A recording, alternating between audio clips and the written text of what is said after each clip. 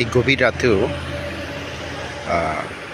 আমরা যে দৃশ্যটি দেখাচ্ছি, এখানে সেই আলোচিত সুগন্ধা পয়েন্টে সরকারি যে জমি দখল করে আওয়ামী লীগের একটি সিন্ডিকেট, একটি চক্র কাজ চালিয়ে যাচ্ছে। যদিও বা এখানে সাইনবোর্ডে লেখা আছে ডিসি অফিস কর্তৃক নিষেধাজ্ঞার আদেশ, এই যে এখানে আদালতের নিষেধাজ্ঞা আদেশ। তবে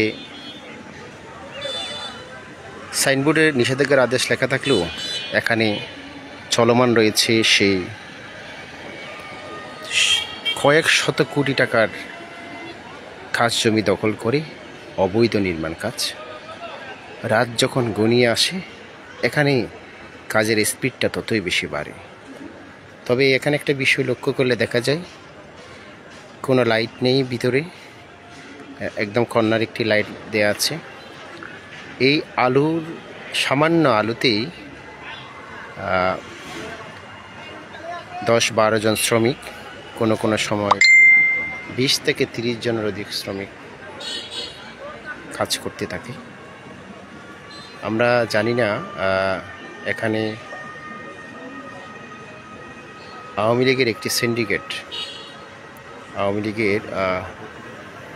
আওয়ামী লীগের প্রজন্ম লীগের ওবায়দ নামে এক ব্যক্তির এই কাজটি দেখভাল করছেন এবং ডিসি অফিসকে, প্রশাসনকে বৃদ্ধাঙ্গুলি দেখিয়ে এই সরকারি 1 নম্বর খাস খতিয়ান জায়গায় এই নির্মাণ কাজ চলমান রয়েছে।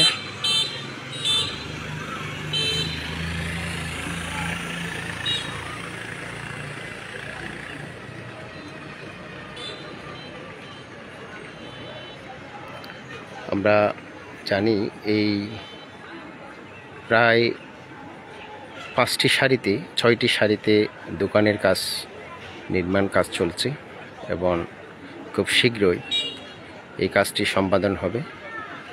এরপরে বুঝিয়ে দেওয়া হবে যারা এই দোকানগুলো 10 লাখ থেকে 20 লাখ টাকা সালামি দিয়ে যারা দোকানগুলো নিয়েছে, তাদেরকে এই দোকানগুলো বুঝিয়ে দেবে, এমনটা তথ্য আমরা পেয়েছি।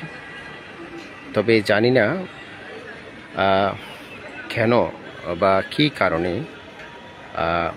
প্রশাসন 1 নম্বর খাস খতিয়ান জায়গায় অবৈধ স্থাপনা বন্ধে কোনো জোরালো ভূমিকা অথবা স্থাপনা উচ্ছেদে কোনো ধরনের ভূমিকা রাখছে না।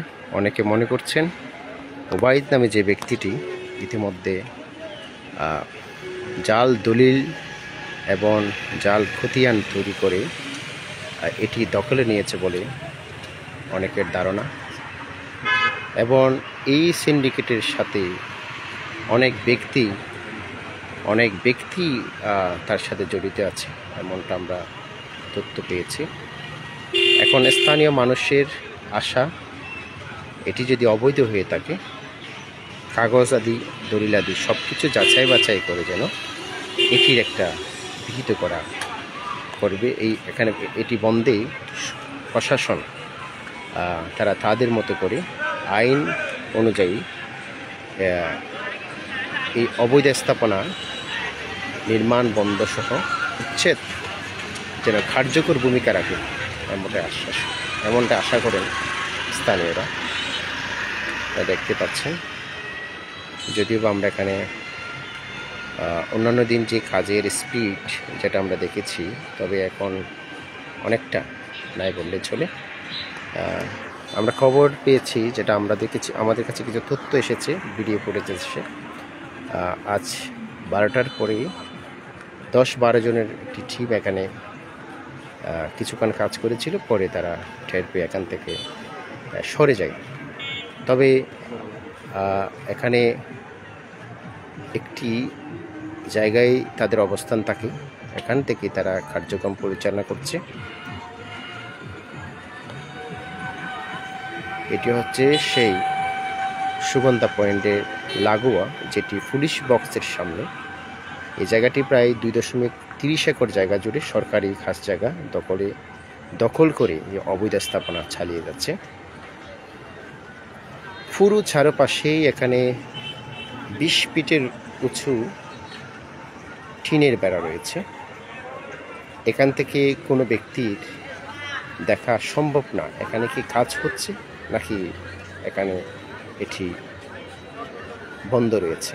তবে উপর থেকে এটি দেখলেই বোঝা যায় ভিতরে কি পরিমাণ কাজ চলমান রয়েছে এবং সে সাথে এবং দিনের পর দিন কোর্টের আদেশ অমান্য করে কীভাবে তারা কাজটা করছে, এটি হচ্ছে প্রশ্নের বিষয়।